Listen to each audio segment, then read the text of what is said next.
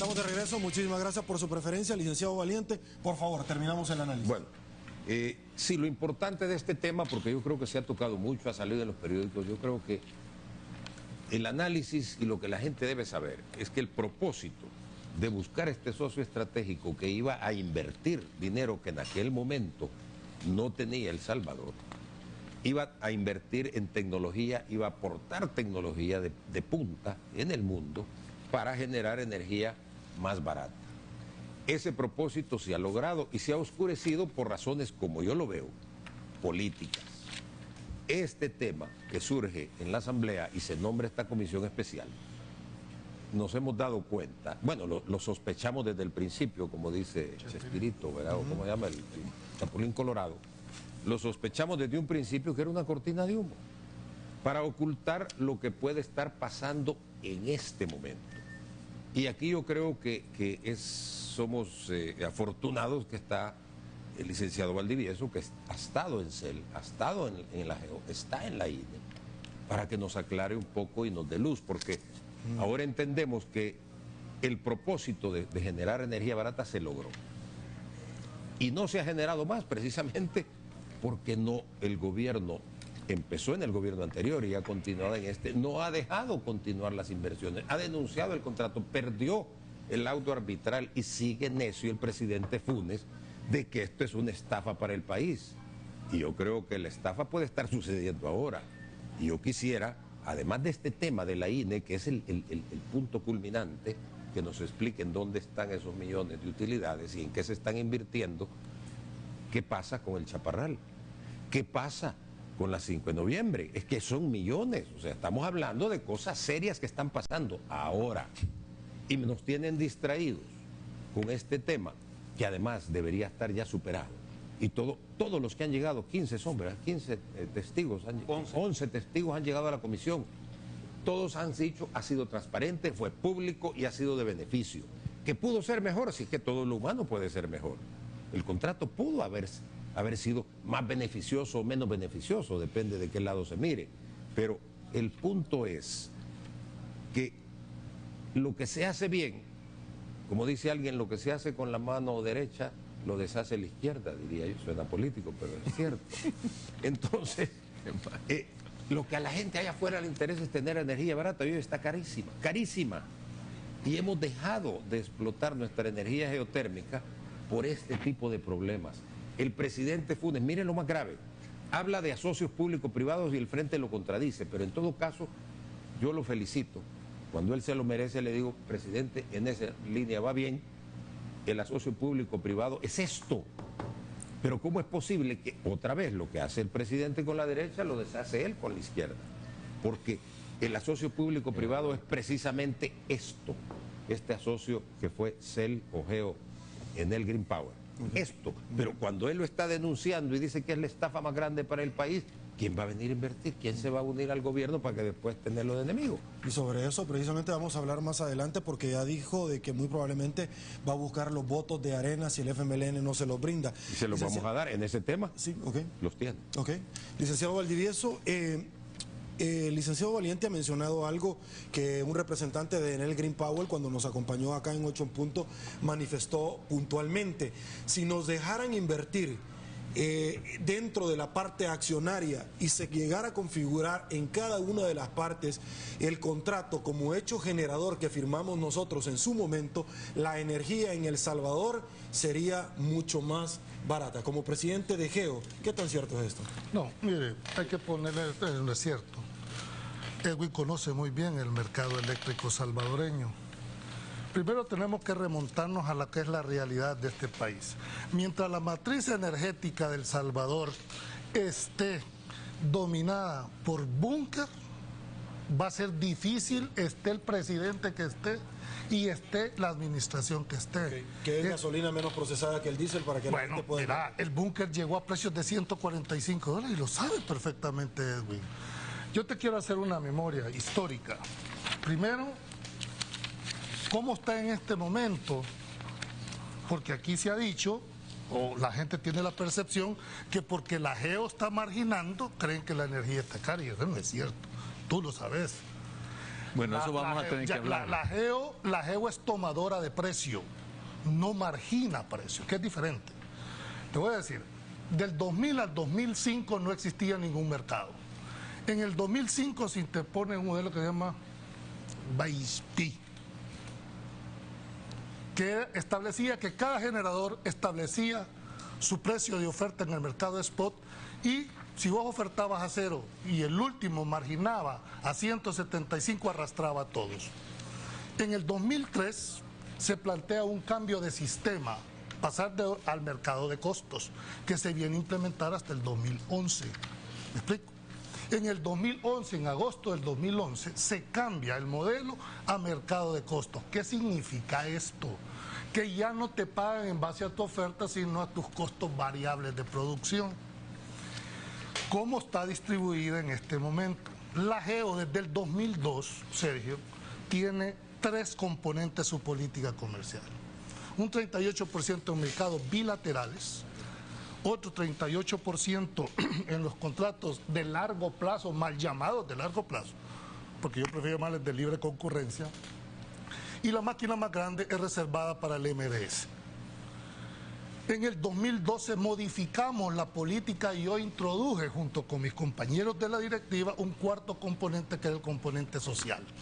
Ahora se le está vendiendo al Seguro Social y a toda la red hospitalaria a un precio preferencial distinto a lo que lo comprarían sin lesionar los intereses de la GEO.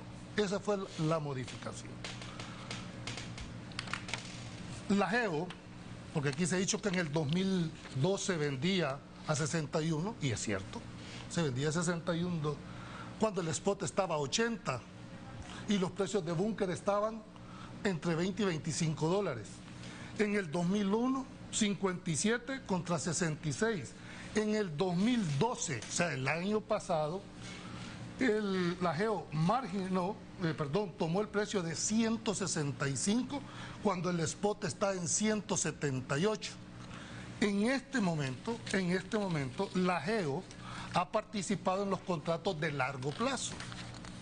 Tenemos 50 megavatios que empezaron hoy en enero, en la última licitación, a un precio de 151 en esa licitación. ¿Y saben cuál es lo más interesante para que la gente se dé cuenta? Está el precio de la salida de la planta. Que el costo de oportunidad para la empresa es de 6.6 millones al año.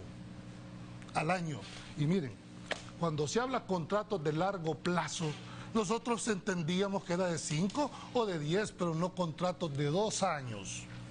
Y participamos, no obstante, y aquí lo tengo que decir públicamente, que yo me oponía a participar en esos contratos, porque no consideraba justo que la empresa seguía golpeando.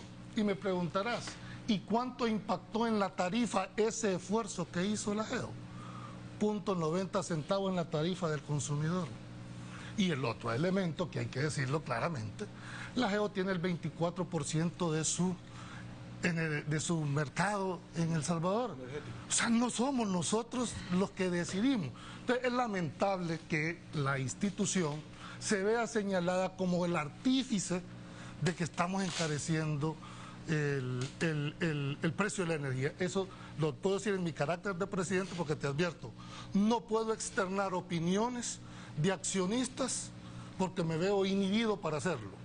Y no solo inhibido, sino me han conminado los accionistas a que en el tema de acciones yo no puedo emitir opinión. Tenía entendido eso. Me encantaría, pero no puedo. Sí. Sobre esa parte, sobre los precios. Sí, yo creo que es importante, así como dice Julio, que los salvadoreños entiendan bien cuál es la situación. Y efectivamente, si la GEO es una empresa dedicada exclusivamente a ganar dinero, como son las empresas privadas, la política de vender en el mercado spot, en el mercado de oportunidad, es la política más acertada, porque ahí es donde va a maximizar sus ingresos.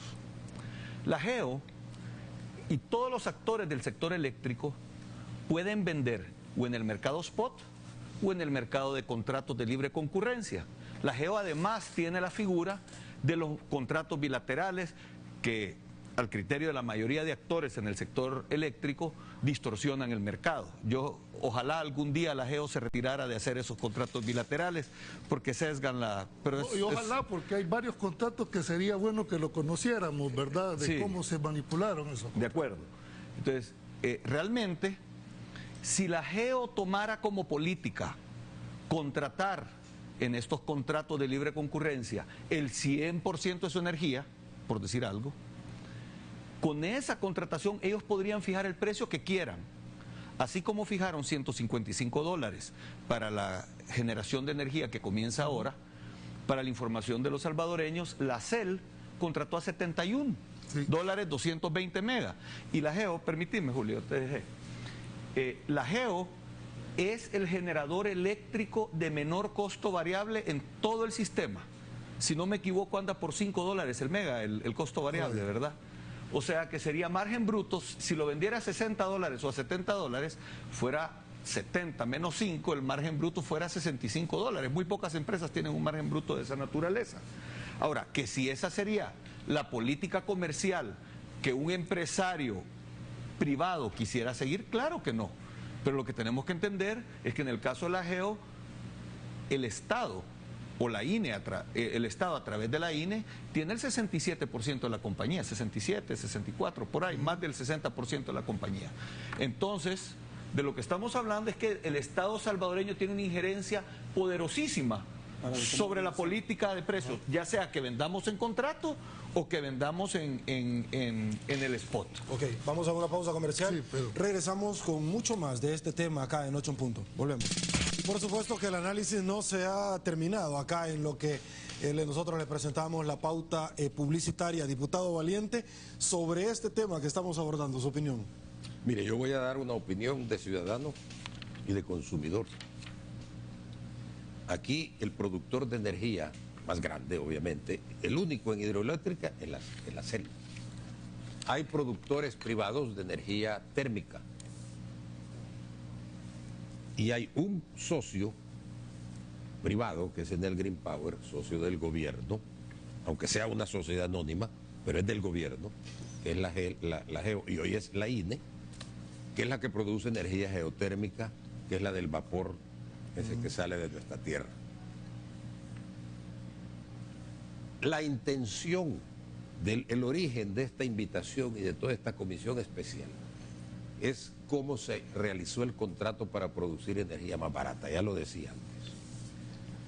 Hoy resulta, y si yo me equivoco que me corrija el licenciado Valdivieso, hoy resulta que la INE, que hoy es dueña de las acciones, porque la CEL le pasó sus acciones a una sociedad anónima, o sea que la CEL ya no tiene, hoy en realidad es INE Green Power, ya no es la GEO. Una sociedad anónima que es dueña, la CEL es el gobierno, la República del Salvador, y están ahí no para hacer dinero, están para darnos energía barata al pueblo salvadoreño y a sus posibles industrias. Esa debería ser la realidad. No son empresas comerciales privadas para que traten de maximizar sus utilidades, lo cual es correcto, pero no es el caso de estas empresas. Sin embargo, están funcionando así. Yo tengo una sospecha todavía mayor, licenciado Valdivieso, de verdad, que este gobierno, como lo hizo el anterior, estén usando a la INE, antes quizás la GEO, pero hoy la INE, no como su caja chica, como su caja grande. El presidente Funes se molestó cuando yo dije, fue una declaración pública, de dónde venía el dinero para que gastaban en la asamblea, ¿verdad? Y yo dije, bueno, o es Alba Petróleos o es Casa Presidencial. Y quizás me voy a disculpar con el presidente porque quizás yo me equivoqué, no es Casa Presidencial. Quizás es la INE. Si me equivoco, me corrige. Esa es su caja grande, que no es para eso. 160 millones de utilidades en el 2012, no, si no me equivoco, corríjame. 120 millones. Ya quisiera yo 120 millones y el pueblo también. 112 millones en lo que va del año. No están para eso. Si son empresas públicas que generan energía eléctrica para el desarrollo del país. Ese fue el propósito de este contrato que está en discusión. Entonces, uno se pregunta, bueno, ¿cuál fue el propósito? Ganar dinero para que le entre a las arcas del Estado y se gaste sin dar cuenta de ello, porque son sociedades anónimas y nadie sabe en qué se gasta el dinero. Vale. Si yo me equivoco, licenciado, lo voy me aclarando corrige, por partes. pero tenía otra pregunta que dijo usted que me iba a hacer y se la contesto en 30 segundos. Es interesante. Pero dame el tiempo necesario. Ahorita vamos a uno. Ahorita vamos todos a uno. El presidente Flores, exmandatario de El Salvador, ha roto el silencio luego de la convocatoria en la Asamblea Legislativa y en alguna forma ha arremetido contra el presidente Funes con relación a ciertos elementos de que dice que se está contradiciendo. Uno de ellos es sobre la parte accionaria mayoritaria que pudiera tener el ajeo en el Green Powell de llegarse a perfeccionar la sentencia en el laudo arbitral que se emitió. El derecho de veto, se le olvida que tiene el gobierno, número uno. Pero además de eso, el presidente Funes, que lo dijo claramente en ADE, dijo de que iba a esperar la resolución que la comisión especial estaba obviamente hoy por hoy realizando el proceso y que la Fiscalía General de la República también estaba investigando. Y él concretaba prácticamente esto, el artículo 132 de la Constitución, que prácticamente dice que las conclusiones de las comisiones especiales de investigación de la Asamblea Legislativa no son vinculantes. El presidente no ha leído ese Entonces la artículo. pregunta es, ¿por qué se sometieron, decía el presidente Flores en tercera persona, si era lesivo el contrato, a una jurisdicción de un arbitraje si no pensaban cumplirlo? ¿Y por qué está diciendo que va a esperar la resolución cuando no son vinculantes? Mire, es fácil entrar a un pleito cuando uno cree que lo va a ganar y cuando lo pierde no acepta que lo perdió. Mire, textualmente dice el presidente Funes que la resolución que adopte la Comisión Especial de la Asamblea podría, comillas, llevar a la nulidad del contrato. Por favor, si es que las comisiones especiales son de investigación para dar dictámenes recomendables, lo que determine la Fiscalía y lo traslade posteriormente al órgano judicial, eso puede ser vinculante, por favor. Pero las resoluciones, los fallos, o llamarle de algún modo los acuerdos a que lleguen las comisiones especiales, son más de carácter político. ¿O que tiene que ser ratificado por la Corte Suprema de Justicia de nuestro país? No ratificado, simplemente es un recomendable. Me extraña que el presidente Funes no conozca el texto constitucional, y aquí está entre comillas, está en los medios, pues. ¿Verdad? Aparte que yo se lo oí a él también en vivo. Ok. Voy con su persona, pero además de eso quiero agregarle algo que también me parece que es importante. Se ha dicho, el licenciado Salume constituyó la INE, Inversiones Energéticas, pero también, lo ha dicho el expresidente Flores, esta no puede ser auditable por parte de la Corte de Cuentas de la República. Usted fue expresidente de la INE. No, yo fui director ejecutivo, y es totalmente falso. Okay. Aquí tiene usted la escritura de constitución de la INE. Mire usted quién la constituyó y quién fue el primer presidente de Inversiones Energéticas. Guillermo Solván. Es la escritura de constitución. Entonces no es cierto que el licenciado Salume la haya constituido. Y yo no creo que el ingeniero Sol haya querido constituir una sociedad para burlar el control de la Corte de Cuentas. ¿Puedo responder a eso? Bueno, es que me han agarrado 2-1 con el tiempo y 3 con Sergio, pero no me dan el tiempo. Bien dicen que donde llora está el muerto. Vea, yo he sido porque tengo que responder de un tema hacia el otro. Tú me hiciste una pregunta puntual que si el licenciado Salume la había. Te estoy diciendo, no fue él. Ahí está la escritura de Constitución y ahí está quién fue el primer presidente. ¿Es auditable por parte de la Corte? Por supuesto, cuando tu servidor estuvo de director ejecutivo, se mandó una nota al señor presidente de la Corte de Cuentas en ese momento, que cuál iba a ser el régimen de fiscalización de las subsidiarias de la SER. Y el señor presidente de la Corte de Cuentas nos mandó una nota diciendo, y ahí deben de estar en los archivos de la INE, diciendo que eran auditables porque tenían participación del Estado, pero que las iban a auditar de acuerdo a sus procedimientos de control interno y específicamente en el tema de utilidades. Así respondió el presidente de la Corte. ¿Las han auditado alguna vez? Una vez llegaron. Y sobre el tema de utilidades. Sobre el tema de utilidades, para ver si efectivamente era necesario seguir manteniendo una empresa, ¿verdad?, si no producía ningún tipo de rentabilidad. Y le agrego una cosa más. No me recuerdo el número de acta, pero ahí debe de estar en la INE. el licenciado Salume llevó una propuesta a la Junta Directiva de la INE donde se prohibía hacer uso de las utilidades provenientes de la GEO se utilizaran para el fondo de operación normal de la institución. Ahí está, y lo pueden hacer.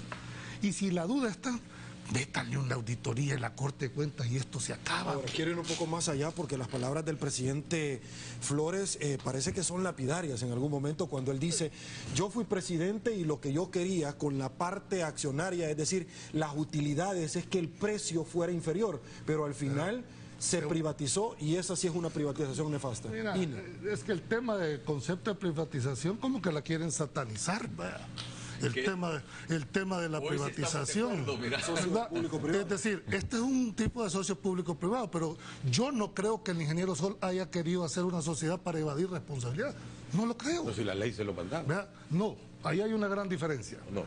El artículo 119 de la Ley General de Electricidad establecía que la CEL, por ser un monopolio, porque la CEL tenía en ese momento la generación, comercialización, transmisión y distribución. Esas 4 rubros era lo que la ley mandaba a separar, no mandaba más allá. Pero habrá que preguntarle a los que tomaron esa decisión. Si tú me lo preguntas a mí en mi carácter personal, esto no encaja dentro del artículo 119 de la Ley General de Electricidad. Esa es una interpretación muy personal. Pero volviendo ahorita a ese tema, para que me des la oportunidad. Con respecto al precio, a lo afirmado por Edwin, que dice que la CEL vende a 71 en un contrato de 220 megavatios. Pero la CEL compra 71 para vender al precio porque tiene que honrar ese contrato y cuando no puede en la época seca, compra como está en el spot. ¿Quién paga ese diferencial? Mire, no hay almuerzo gratis, hombre. Alguien va a pagar esta situación. Y la única forma que CEL tiene para pagar es producto de los dividendos que vienen.